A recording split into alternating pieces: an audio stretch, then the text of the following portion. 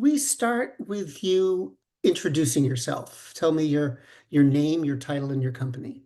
Sure. My name is Opal Wagnac, and I'm the Senior Vice President of Market and Solution Strategy at isolved. And thank you for joining me today. Let me start by asking you about the state of AI today. Hmm. How can HR leaders determine what's hype and what's reality? Well, that's a very good question. What's interesting is that there is a lot of AI washing, going on. And I think we don't really have to blame the state of technology right now. We can actually blame the movies. All right. The movies started out with, you have that, you think of AI, you think of like the Terminator, or you think of that cute robot Sunny with Will Smith starring in that movie, or you think about, hey, vibranium and Black Panther, you think about all of the art of the possible, but we also know that that's not AI. However, the movies definitely created an entire narrative about it too. So now here we are actually using or looking into artificial intelligence. And I think that the state of AI right now is doing a lot of cleanup, to pretty much reverse that narrative that Hollywood created and now actually giving it a little bit more practicality or practical understanding. And so it's interesting that we live in this very dichotomous way where at home, we're totally fine with AI. As a matter of fact, I say to Alexa, I need to put new paper towels. Or if I'm on Netflix, I don't search. It's recommended to me. Like Netflix knows that I like period pieces with a strong female protagonist, right? And it never really disappoints. And it's learning over time if my mind changes, about introducing some other things. I'm into drama or any type of like thrillers nowadays. So I feel that especially at home, we're very much accustomed to understanding that augmentation of making my life easier. However, at work, we're a little slower to adopt, or we're a little bit more risk averse. But I definitely see that there is a lot of improvement in a very short amount of time. And I say that to say because of a lot of the advancements that have been taking place in our personal lives is really pushing the boundaries as far as what we can expect in our work lives. Now, AI has been around in its current form for about 2 years, which is when ChatGPT appeared. Are we approaching or are we any closer to being in a mature market, meaning a time when there's more attention that's being paid to adoption as opposed to development and more attention being paid to training than was before? Yeah, I can even go even further than that because like ChatGPT, that's generative AI, right? So that's like another installment, right? So if we even go back to let's say 2012, when predictors started to come onto the scene, you could predict retention. What do you mean by predicting retention? And now you can't find an HCM vendor that doesn't have a retention predictor. Something that's looking to see, or coming up with some type of scoring algorithm to provide some type of analytic, about where you are or where you might be going, or if you're for flight risk or so forth. And so I definitely can see that there has been several installments over the years of AI. And now going into generative AI, like you mentioned, Chat GPT, I definitely feel that there's a lot more that's being added into development. However, the maturity phases of it are much, much shorter simply because I think the pace of innovation is so much faster, where it's faster than we actually are even humanly capable to be able to receive it and understand it and so forth. By the time you understand it, it's already moved on to the next thing. So right now, what we're at, what ChatGPT, 4.0 now? Mhm. And then so you're like, wait, what happened to 1.0?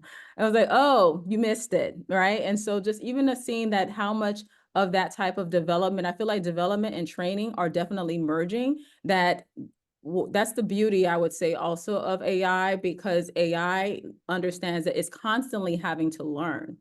So as long as learning is always a constant thing, that's where machine learning comes in. That's actually the proof point that AI even exists. I think similarly, as humans, we also can understand that this is also going to be a constant thing. So there's always going to be some type of training or some type of development. No one can really be in a place where they can say, all right, I know enough and I never have to learn again. And then guess what? The technology is going to change yet again. And then here you are entering into some new technology and it's already on the 8.0 version. Right. So do you think that users are keeping up with all of this change? I think they're being there. Some are keeping up, but in a very stealth way. Mhm. Like it's when I say stealth, I mean like if I didn't tell you you were using AI, you wouldn't have noticed. Right. So like, or even for like my children will never say, oh, what type of AI solutions do you have?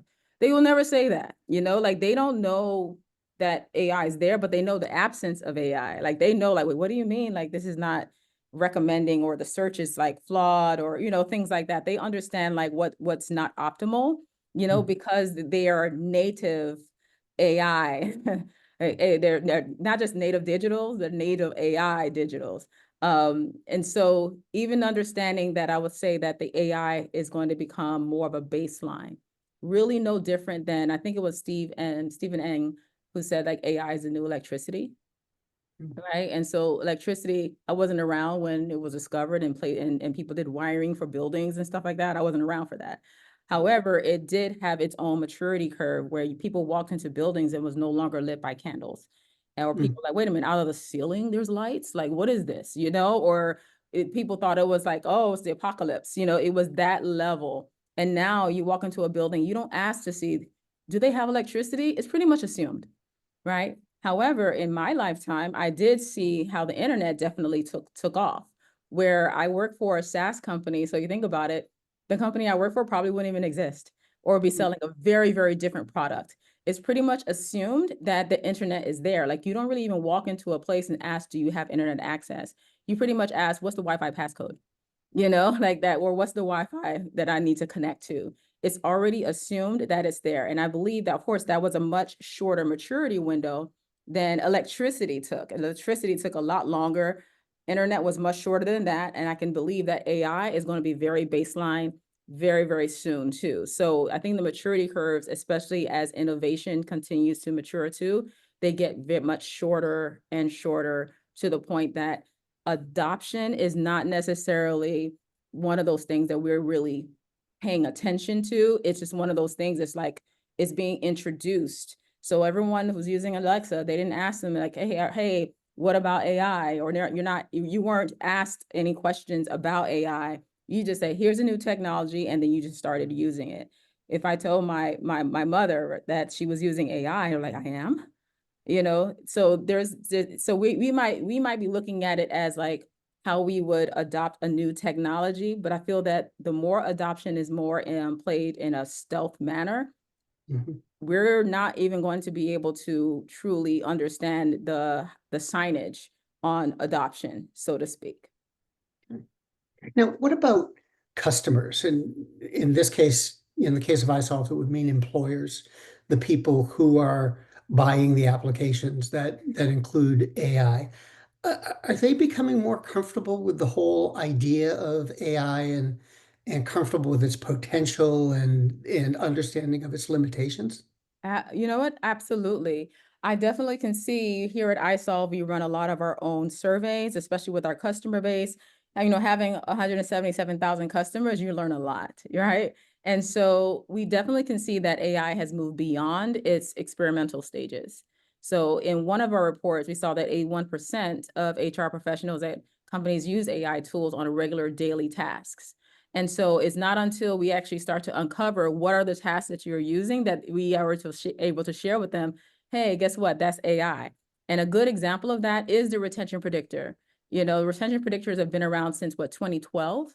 And now it's pretty much a mainstay in HCM solutions to the point that people are actually recognizing and seeing as a score that they want to pay attention to. So right then and there, that is actually them using AI. There's also others where our customers are using things, especially in the terms of recruiting. If you imagine you put a job posting out there and you get hundreds of hits, it's so much, especially depending on the job market, it can literally be thousands in minutes. And, that's always good that you have that kind of draw, but who's going to manually go through all of those resumes and all of those applications? Very quickly, probably you get to a resume number 10, you start leaning into your bias. Like, Okay, yeah. I can't. I don't know what this is, or is this even a qualified candidate? And so when we start to even understand like what humans are good at and what machines are good at, it's really a matter of making sure that the machines are augmenting that, what humans can do. So machines, they're very good at being able to process large volumes. They're Mm. very good at doing that very consistently, by having like defined criteria. And they also can do it very quickly, and they don't get as tired as quickly as I do. Right. Yep. And then you have those things like what humans are good at too. So I feel that the area of recruiting, it takes advantage of those things that machines are good at, being able to process and understand and do that type of candidate matching. Here's my job requisition. Here's my criteria. Okay. Here's all the things, and being able to like really remove what I would say identify within that resume what are the skills, what are the experiences, and then score appropriately where they fall as far as being able to consider them a good match, a good candidate based on that criteria. And then here's where the human part comes in, the area we're good at. We're good at connection. You still want to be able to meet that person. You want to understand what's their sense of humor. There's certain things that don't really come across in a resume that you're going to need to be able to establish that. So humans are very good at connection. They're very good at having values, also expressing empathy. So we can really lean into those things that we're really good at and combined with the things that the machines are really good at and be able to have a very, very good product coming out. Not just the product itself, but the human as well as the machine really being working together to come up with that product. And so the area of recruiting is one of those areas where we see a huge amount of benefit. So using our customers using those solutions, such as like Candidate Match, or even being able to, how do you author the right job ad? And so Mm. just seeing things like ChatGPT type of functions where you want to be able to say, hey, type up an email for me that sounds kind of quirky and fun, but letting someone know that, I want to make sure that we keep our open lines of communication go. And so ChatGPT is able to do that. So by us leveraging that same type of functionality, we realize that oftentimes, especially in recruiting, it's not even about how well you can write a job description. It's really a marketing exercise to be able to attract the right candidates. So by leaning into something that HR may understand how to write a job description, like they know the qualifications that are needed. They know what benefits are going to be available for this job. They know a lot of, I would say, like the nuts and bolts of a particular job. Now imagine you being able to put that into a chat GPT like function and generate a job ad. And that Mm. job ad is like, I'm looking for someone to pilot this team. And, it's saying all the right words to attract. So it's really a marketing type of message. And being able to do that. And if someone who doesn't understand, like, how do I punch this up so that people will want to, apply, right? We added that into our own recruiting solutions as well. So being able to give that, not only to be able to attract the right candidates, when the candidates come in, being able to score appropriately and process in large volumes. Many of our customers have seen about a 41% increase. Mm. I would say decrease in that time to hire. And so those jobs are being filled a lot quicker simply because they're leveraging AI. And it's not one of those things where they make a mention, like, oh, today I'm going to use AI. Like it's not like that, but it's the more that it becomes more of that baseline part of your process. Now if we were to rip it out, they would be upset. Right. So this is give you an example of like, especially those areas like recruiting where our customers have definitely been able to embrace the AI solutions we've put to market. Well, that actually leads to my next question. There's a saying I've heard: nobody goes to the hardware store because they need a quarter-inch drill bit. They go to the hardware store because they need a quarter-inch hole. Mhm. And I'm wondering if all the talk of AI right now is kind of missing the point. Are people getting to a point where they're thinking about what needs to be done as opposed to what technology is going to do it? Yeah, I think there's a lot of opportunity, but first it is usually approached with the practical pieces, right? So looking at HR's job function today. So many of those HR professionals are looking at it. Wow, I spend about, I think one of our reports said that about 4 hours a day just answering repetitive questions, Mhm. from the employees. However, you still want the employees to be able to have a good employee experience. And a part of that good employee experience, it all relies on connection. It all relies on empathy. It all relies on values. Remember the things that humans are really, really good at. Now, imagine being able to augment that where you're able to train an AI bot to be able to respond to some of those questions, because those questions come up and they don't come up just only between 9 a.m. and 5 p.m. They come up also over the weekend too. So imagine that you have something that can be there to not only just process at large volumes at scale, not only just based off of the employee size, but even the amount of questions that may also be coming in, maternity leave and so forth. It can definitely elevate that employee experience because it's now like HR is no longer this phantom, right? Mm. They can be able to get their questions answers, as well as if you work in a very, I would say, decentralized type of organization where that store manager literally has to act also as that HR deputy, where the store manager, I'm here to manage the store, but they get hit with a lot of HR questions too. Should they also be the one that's using that should be that deputized HR agent? And oftentimes the answer is no, they're not trained, for that, but they end up being the one to answer a lot of those questions. By using some type of bot or being able to do that, everyone in that store can be able to get access to the same type of knowledge base, the same type of HR related answers to questions, and so forth. And so that is a lot of the practical pieces that HR tends to look at, how they can lean into the advantages of AI. However, I do feel that there's also opportunities. So now that I feel that AI is covering a lot of the practical bases, then comes the art of the possible, right? HR didn't get into, everyone I speak to that's in HR, even one of my best friends is in HR too. They didn't get into this business to push paper.